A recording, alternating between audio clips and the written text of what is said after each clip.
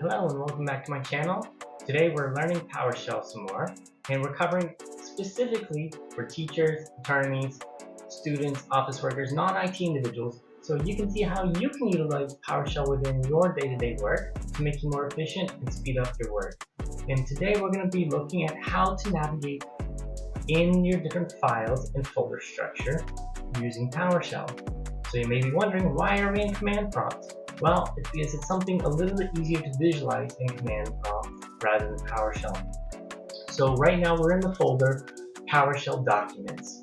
And if I see that same folder right here, you can say I have 1, 2, 3, 4 folders. And let's see, this is 7 files. So if we come over here and say yeah for directory, you can see they're showing the A, B, C, D as we had seen, and the 7 files. But look, this is showing 2 additional directories, and you can see up on top 2 other directories here.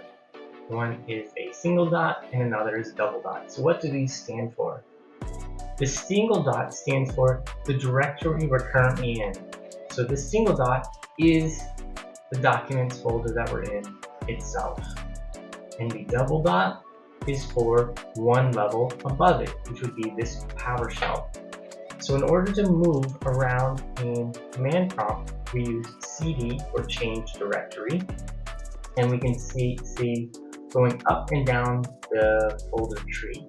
So if we just start going down, we can go down to A. Now we're in A.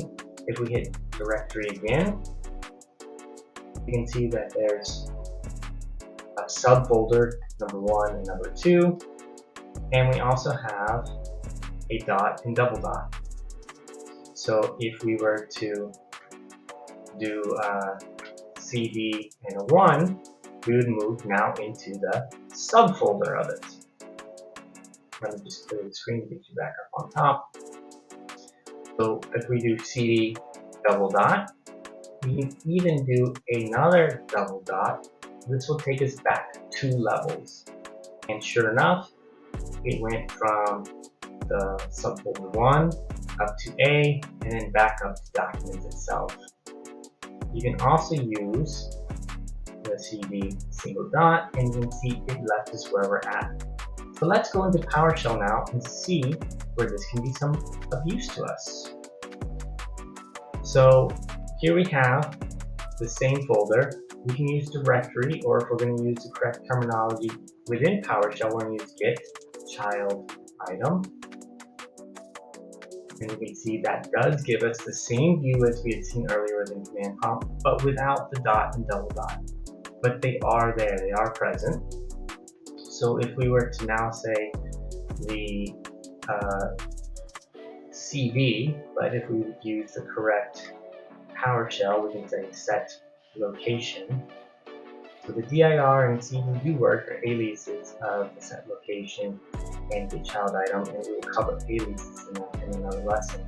If we do the set location, I can now say A, and it will take us to that A. We can do set location again,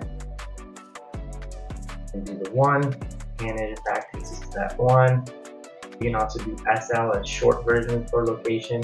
If we do the double dot, it does in fact take this up 2 levels. So where is this helpful?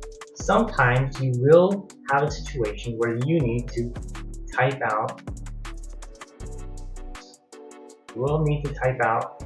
the entire path of what you're doing. And that's the only way to do it, because you need to go from one area to another.